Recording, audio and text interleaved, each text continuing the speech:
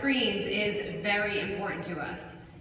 But how important is it? And what is all that time spent looking at those screens doing to our brains? Well, one reason I know it's important to us is because a recent attempted senior class prank at my school. Our seniors brought in their personal hotspots and set them up in clusters all over campus in an effort to interfere with our Wi-Fi network.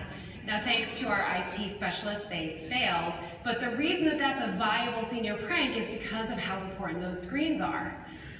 Common Sense released data recently that outside of what's required for the completion of school and homework, tweens are staring at screens for 4.5 hours a day, and teens are staring at screens for 6.5 hours a day. Before you shake your heads, Common Sense released data showing that their parents are staring at their screens for 7.5 hours a day, outside of what's required for their work. So what draws us to those screens? Well, one answer is a chemical called dopamine. Dopamine is released in our brains when we experience pleasure. So when we do things like eat chocolate, have sex, gamble, and use our screens, dopamine is at play. But it isn't all uses of screens that trigger its release. Harvard released a study in which subjects had increased activity in that pleasure center of their brain when they either talked about themselves or typed and posted about themselves on social media.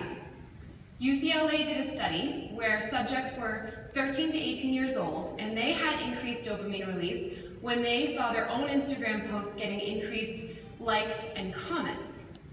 And social media isn't the only culprit. The UK Department of Mental Health did a study where they found the same increased dopamine production in the brains of gamers when they played video games as they saw in the brains of gambling addicts when they gambled.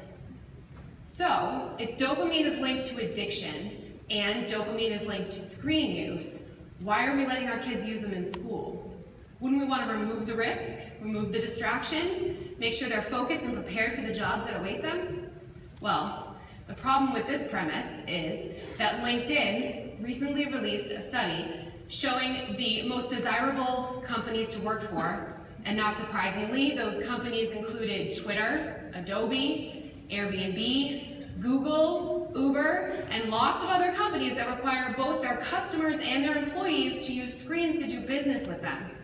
So if we want our students to be ready for those jobs, we need to teach them how to use their screens in healthy ways while they're still in our schools. How can we figure this out? Well, how about if you talk to the students? My colleagues and I have done this, and we found we've learned a lot from their individual stories. Here are some examples.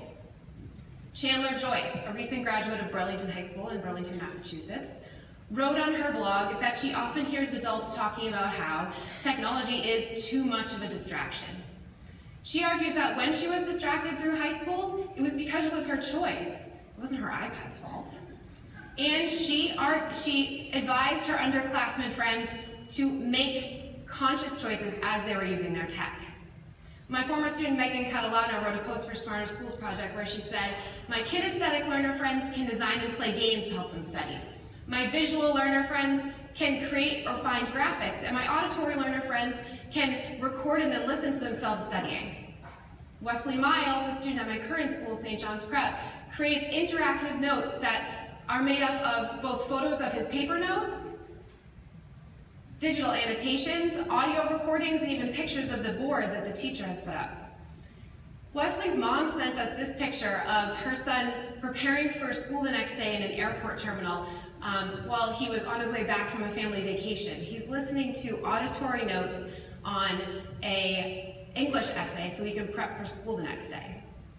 And it isn't just one-on-one conversations. We need to be proactive across the school community. Our teachers and students work together to develop these positive guidelines for technology use, and then a member of our student council designed this graphic that's posted all over campus to make sure our school culture is all on the same page. We also offer programming for parents and grandparents in the form of webinars and in-person meetings so that they can learn how learning is different than it was when they were in school. If we really want our students to be ready for those jobs, we need to both model and prepare them for healthy technology use while they're in our classrooms. Each of us only has one brain, and every time we use technology, we're having an impact on our brains. So let's put our brains together. This is your brain on technology.